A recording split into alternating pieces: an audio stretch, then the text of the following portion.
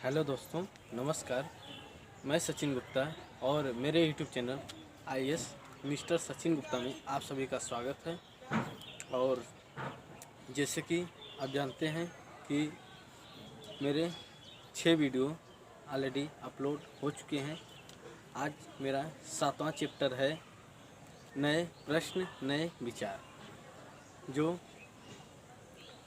पाठ का नाम है नए प्रश्न नए विचार। तो इसमें हम पढ़ेंगे बुद्ध की कहानी, भगवान बुद्ध की कहानी हम पढ़ेंगे। तो पहली हेडिंग ये है बुद्ध की कहानी। बुद्ध की कहानी क्या थी, चलिए इसके बारे में हम जानकारी लेते हैं।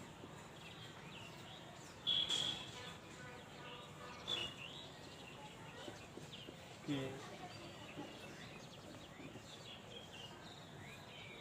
कहानी माना जाता है बौद्ध धर्म के वास्तविक संस्थापक सिद्धार्थ थे, जिनका बचपन का नाम गौतम था।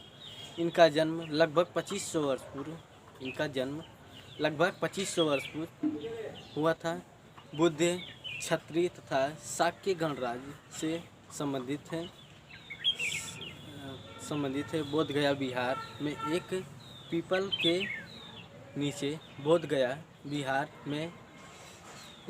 के नीचे इनको ज्ञान की प्राप्ति हुई। जैसे कि इनको ज्ञान की प्राप्ति बोध गया बिहार में एक पीपल के नीचे हुई थी। और वहाँ आज वो पीपल नहीं है, क्योंकि बांग्लादेश जो पहले भारत का हिस्सा होता था, बांग्लादेश का एक राजा ने उस पीपल को कटवा दिया था।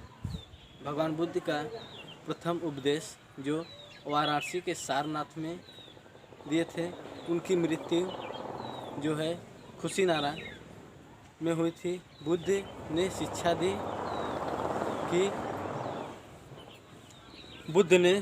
दी कि जीवन कष्टों व दुखों से भरा हुआ है और हमारी इच्छा और लालसा, आत्म संयम लालसा से मुक्ति पा सकें। इसलिए कर्मों का परिणाम अच्छे या बुरे वर्तमान के जीवन को भी प्रभावित करता है। बुद्ध अपनी शिक्षा सामान्य लोगों को प्राकृत भाषा में देते थे। बुद्ध ने किसी शिक्षा को केवल इसलिए नहीं स्वीकारे कि उनका उपदेश, बल्कि विवेक से मापा जाता है। तो नेक्स्ट पे आते हैं। नेक्स्ट है हमारा उपनिषद।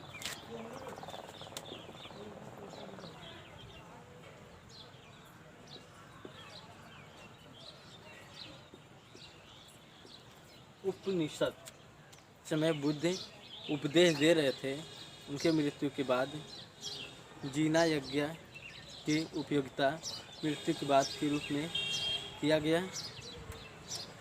उपनिषद उत्तर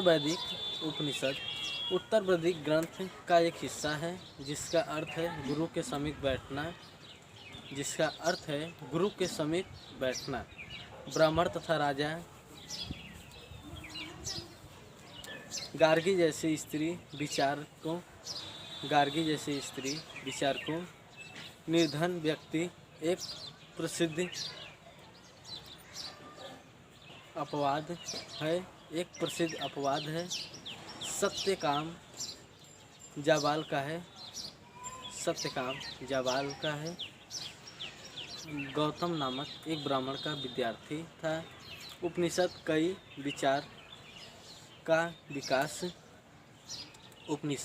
विचारों का विकास में प्रसिद्ध विचारक शंकराचार्य द्वारा किया गया।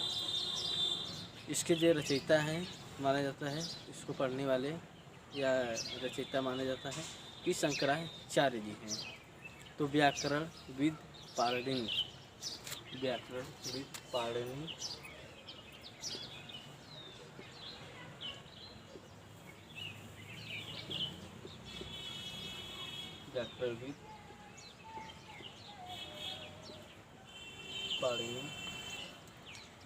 व्याकरणविद पाणिनि क्या है?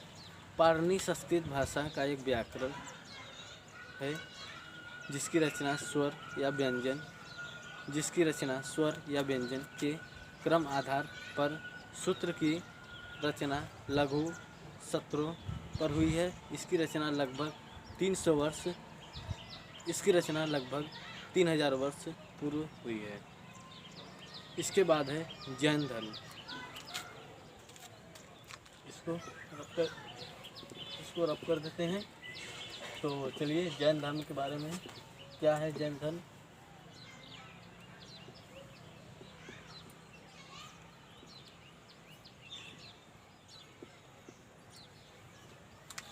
धर्म लगभग 2500 वर्ष पूर्व जैन धर्म इसी समय लगभग 2500 वर्ष पूर्व माना जाता है। इसके वास्तविक संस्थापक वर्धमान महावीर जो वज्जी संघ के लिच्छवी कुल से थे और क्षत्रिय राजकुमार थे। वह एक क्षत्रिय राजकुमार थे जो लिच्छवी कुल के थे। 30 वर्ष के आयु में घर का त्याग कर दिए थे।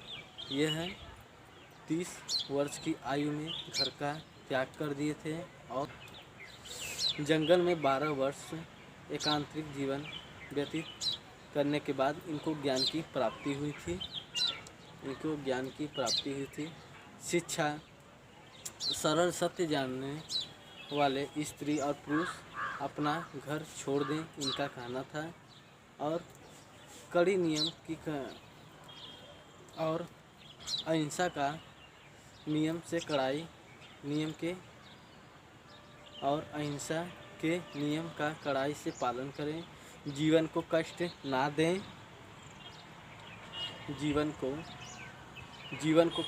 ना दें, हत्या नहीं करना। और महावीर अपनी शिक्षा प्राकृत भाषा में देते थे। जैन धर्म के अनुयायी थे भिक्षा मांगकर सादा जीवन बिताते थे। ईमानदारी और चोरी नहीं करते थे। उनको ईमानदारी और चोरी नहीं करनी थी। इन्हें ब्रह्मचर्य का पालन करना था। स्त्री व पुरुष सब कुछ त्याग करना पड़ता था। स्त्री और पुरुष को सब कुछ त्याग करना पड़ता था। व्यापारी जैन धर्म के समर्थक का कठिन से पालन नहीं कर पाते थे। फसल इसलिए क्योंकि फसल की रक्षा करने में उनको कीड़े और मकड़ों को मारना पड़ता था, इसलिए जैन धर्म का पालन वो नहीं कर पाते थे। उत्तर भारत, गुजरात, तमिलनाडु और कर्नाटक में जैन धर्म फैल गया। वर्तमान में जैन धर्म की शिक्षा लगभग 1500 वर्ष पूर्व गुजरात में पल्लवी नामक स्थान पर लिखी गई। तो चलिए संघ क्या था, तो संघ के बारे में देख लेते हैं हम।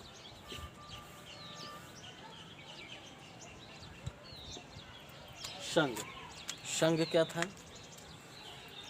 महावीर तथा बुद्ध को घर त्याग करने पर सच्चे ज्ञान की प्राप्ति हुई। संगठन था। घर त्याग करते माना जाता है कि घर त्याग करने वाले एक साथ हर जगह रह सकते थे। संघ में बौद्ध भिक्षु नियम विनय पिटक ग्रंथ में मिले हैं। संघ में बौद्ध भिक्षु का नियम विनय पिटक ग्रंथ में मिले। पुरुष और स्त्री अलग अलग व्यवस्था थी। पुरुष और स्त्री के लिए अलग अलग व्यवस्था थी।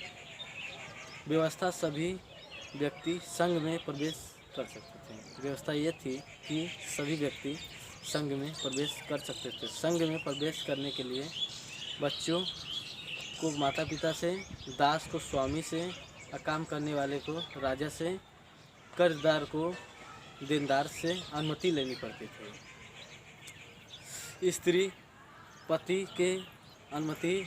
स्त्री को पति से अनुमति लेनी पड़ती थी सादा जीवन बिताने के लिए, और उनको सादा जीवन बिताना पड़ता था जितना। और शहर और गांव में शिक्षा मांगना आम लोगों के लिए भिक्षा देते थे। आम लोगों को भिक्षा देते थे, शिक्षा मांगते थे और आम लोगों को भिक्षा देते थे और लेते थे। संघ में प्रवेश करने वाले ब्राह्मण, क्षत्रिय, व्यापारी, मजदूर, नाई, अन्य लोग शामिल थे। तो चलिए बिहार के बारे में।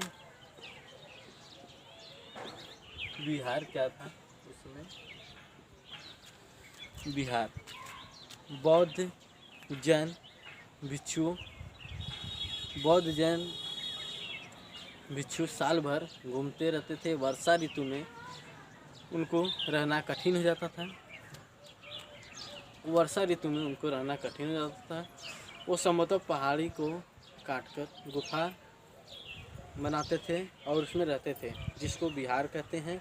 आरंभिक बिहार लकड़ी के मिले हैं, बाद में ईंटें और पहाड़ियों को काटकर या उसको खोदकर बनाए जाते थे। धनी व्यापारी, राजा अथवा स्वामी दान में बिहार निर्माण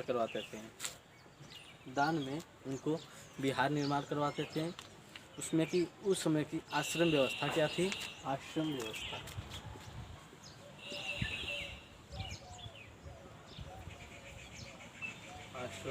आश्रम का अर्थ संन्यास या सन्यासी है। तो आज की क्लास यहीं पर ख़त्म करते हैं। Thank you.